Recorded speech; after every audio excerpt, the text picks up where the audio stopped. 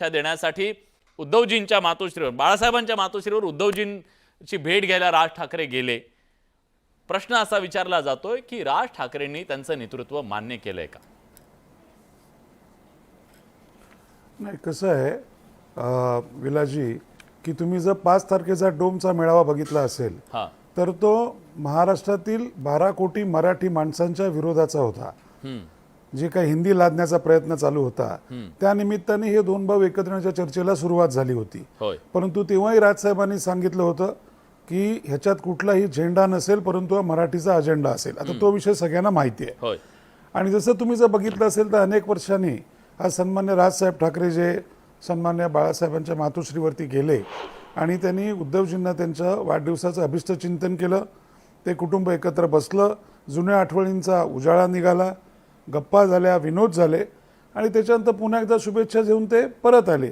पण ह्याच्यानंतर आम्हाला विविध माध्यमातून कळत आहे, परंतु अशी चर्चा कुठल्याही प्रकारची झाली नाही. 100% राजकारण सोडून सगळ्या विषयावरती चर्चा होती. हे मी तुम्हाला 100% अत्यंत जबाबदारीने सांगतोय, कळलं का? त्यामुळे आता कोणी काय विचार करायचा, कोणी काय परसेप्शन लावायची, हा प्रत्येकाचा ज्याचा त्याचा प्रश्न आहे. परंतु आता कशातही काही नसताना कशासाठी लोक हा विचार करतायत, का हा प्रश्न वरती येतोय, हेच आम्हाला कोणाला कळत नाहीये. ह्या दोन्ही गोष्टी या अराजकीय होता आणि मला वाटतं महाराष्ट्रावरती असलेले हे साधू संतांनी केलेले संस्कार आहेत आणि महाराष्ट्राची संस्कृती आहे की काही वर्षांनी का होईना जर दोन भाऊ एकत्र येत असतील तर 100% फक्त तुम्हाला, मला किंवा महाराष्ट्राला ह्याच्यात आनंद होतोच. राजकारण हा विषय खूप लांबचा आहे विलासजी, त्याच्यात काय होईल काय नाही मला माहित नाही. परंतु 100% आम्ही सगळे आनंदी आहोत का? होय, तुमच्या सकट आम्ही सगळे आनंदी आहोत, कारण तुम्ही एक मराठी आहात. इथे बसलेले सगळे आनंदी असतील. राजकारण काय असेल मला माहिती नाही, पण जेव्हा कुठलेही दोन कुटुंब लांब गेलेली असतात ती जेव्हा जवळ येतात तेव्हा प्रत्येकाला आनंद होतो आणि त्याच्याबद्दल प्रत्येकाने आपण ज्याला म्हणतो की शुभेच्छा दिलेल्या आहेत त्या दोघांनाही. केशवजींना विचारतो ना त्यांना आनंद आहे की नाही येते. केशवजी, तुम्ही आनंदी आहात, समाधानी आहात, खूप छान वाटलं. काय काय म्हणजे तुमच्या मनातली भावना काय नेमकी? का तुम्हाला असं वाटतं की हे दोन ठाकरे एकत्र आल्यानंतर आपल्यासाठी एक आव्हान ठरू शकतात? तुम्ही आता त्या भूमिकेत गेलायत का की हे कदाचित येऊ पण शकतात, की अजून आशा आहे? असं आहे विलास, तुम्ही काय घाई करताय एवढी? मुळामध्ये त्यांचे प्रवक्ते सांगतात की ही अराजकीय भेट होती, फक्त दोन भाऊ एकत्र भेटले, कुटुंब एकत्र भेटली. मला असं वाटतं की कुटुंब जर एकत्रित असतील तर आपली संस्कृती आहे आपलं. आणि ह्याच्यापूर्वी ज्यावेळी ते पहिल्यांदा मराठीच्या मुद्द्यावरती एकत्र येणार होते किंवा त्यावेळेस चर्चा झालो होतो त्यावेळेस आमच्या सर्व नेतृत्वाने, देवेंद्रजींनी सांगितलं होतं, बाकी सर्वांनी सांगितलं होतं की जर कुटुंब जर एकत्रित असेल तर ती स्वागतच केलं पाहिजे. त्यात दुमत बागायचं कारण नाही, त्याबद्दल काही विषय मांडायचं कारण नाही, त्याबद्दल वेगळी भूमिका मांडायचं कारण नाही. त्यामुळे कौटुंबिक दृष्ट्या जर ते दोघे एकत्रित असतील तर मला असं वाटतं की आपण महाराष्ट्रातलं सगळ्या कुठलंही कुटुंब असो, केवळ तेच असं नाही, जर कुटुंब एकत्र असेल तर आपली संस्कृती आहे ते आपण त्याला शुभेच्छा एकत्र यावं. थोडं इंटरप्ट करतो केशव, थोडं इंटरप्ट करा. हे केवळ दोन भाऊ एकत्र येणं एवढंच तुम्हाला वाटतं? हे दोन पक्ष वगैरे एकत्र येणं असं काही दिसत नाही तुम्हाला?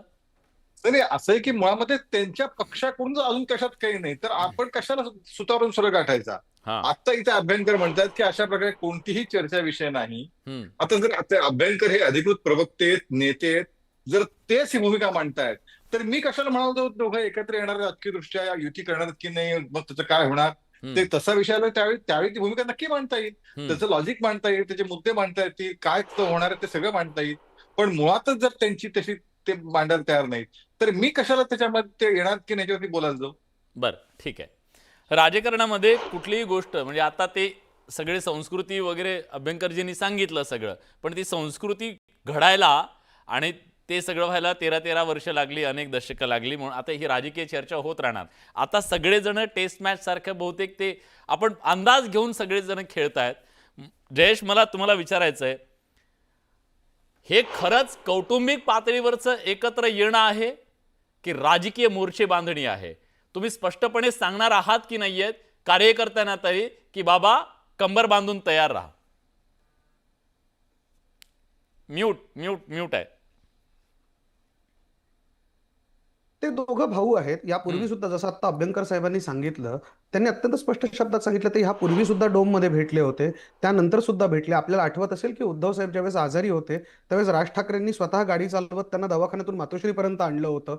वंदनीय बाळासाहेबांच्या मृत्यूच्या वेळेस मी पत्रकार म्हणून तिथे हजर होतो, 4 दिवस घरी गेलो नव्हतो. त्यावेळेस मी स्वतः बघितलं राज ठाकरे, उद्धव ठाकरे दिवसभर, दोघंही ठाकरे बंधू हे तिथे बाळासाहेबांच्या तिथे होते सतत. हे यांचं कौटुंबिक नातं आहे. बघा, शेवटी राजकारणामध्ये वैचारिक आणि राजकीय मतभेद होत राहतात. ते दोघं जण कधी काळी कुठल्या मुद्द्यावरती वेगळे झाले होते, पण मुळात पुन्हा अभ्यंकर साहेब म्हणताय तोच मुद्दा आहे ना, की दोन भाऊ एकत्र येण्याचं मराठी माणूस म्हणून तुम्हाला वाईट वाटतंय की चांगलं वाटतंय हे पहिल्यांदा ठरवा, मग त्याचे अन्वयार्थ काढूयात.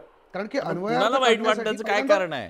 नाही नाही, मग वाईट वाटत नाही तर मग आपण आता आता हे दोघं भाऊ एकत्र आले तर आपणही त्यांच्यासोबत राहूयात तुम्ही ना. सतत की डॉक्टर ते राजू त्यांचं काय वाघमारेंकडे करायचं? बघता. हा? काय म्हटलं विलासजी? तुम्ही दोन सतत भाऊ वाईट वाटतंय म्हणून डॉक्टर राजू वाघमारेंकडे बघता. नाही, राजू वाघमारेंना कशाचं वाईट वाटावं याच्यावरती आमचं थोडी बंधन असू शकतं, हो की नाही? त्यांना कशाचंही चांगलं आणि वाईट वाटू शकतं. पण मला एक वैयक्तिक असं माझं मत आहे बघा, की वैचारिक मतभेद असणारे दोन भाऊ कुठलेही असो नात का, जर ते एक येणार असतील, एक होणार असतील कुठल्याही अर्थाने, तर ही चांगली गोष्ट आहे. म्हणजे आपण बघितलं की मुंबईच्या आझाद मैदानावरती काही वर्षांपूर्वी प्रल्हादभाई मोदीजी केंद्र सरकारच्या विरोधातच रेशनच्या दुकानाच्या विरोधात एक मोर्चा घेऊन आले होते आणि ते रेशन दुकानदारांचा प्रश्न मांडत होते. त्यांचे सख्खे भाऊ नरेंद्र मोदीजी पंतप्रधान आहेत, पण त्यांच्यात वैचारिक मतभेद आहे. माझी अशी इच्छा आहे की ह्या दोघांचे वैचारिक मतभेद असूनही मिलन असावं, त्या दोघांनी एकत्र राहावं. किती छान गोष्ट आहे ना, दोन भाऊ एकत्र राहत आहेत, चार नाही, भाऊ दोन भाऊ राहतायत. एकत्र तर राहतात, वाईट पण ते वाटायचं काय कारण आहे? राहताना ना त्याच्यातून राजकीय संकेत देत आहेत. जयेश, इतकं पण साधं इथे पण सोपं दोन सरळ भाऊ- नाहीये.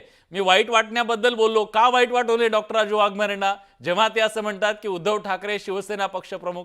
वाईट नाही वाटणार डॉक्टर राजू वाघमारे? राजू वाघमारेंना और मला विचारू द्या त्यांना. मला जी जी तुम्ही विचारा. सगळ्यात पहिला मुद्दा विलासजी, हम्म की हे दोन भाऊ एकत्र आल्याचा